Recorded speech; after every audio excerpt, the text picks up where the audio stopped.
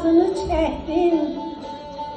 Pozmadım ilqarı, pozulmaz əhdim. Mən belə yaşadım şair ömrümü.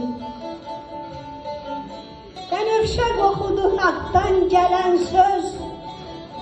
Bəzən kəlmələr də dönüb oldu köz.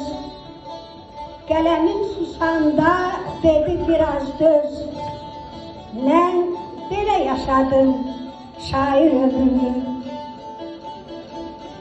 Vətən həsrətindən yandım, alışdım. Torpağa, toxuma, dənə qarışdım. Pozmadım ilqarı, sustum, barışdım. Mən belə yaşadım şair ömrümü. Hər misram, hər bəndim, dövlətim, varım. Uca yaradandı mənim də yarım. Təpəyə bal süzür, dincəlmir arım.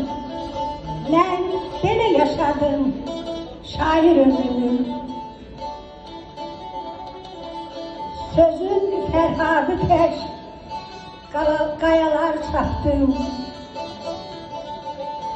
Axtarıb, arayıb, ləl gövhər tapdım. Zöhrəyəm, incidən bir qala yapdım.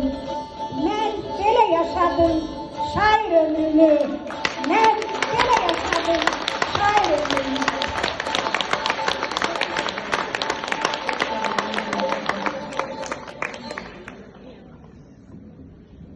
Səhnəyə buyursun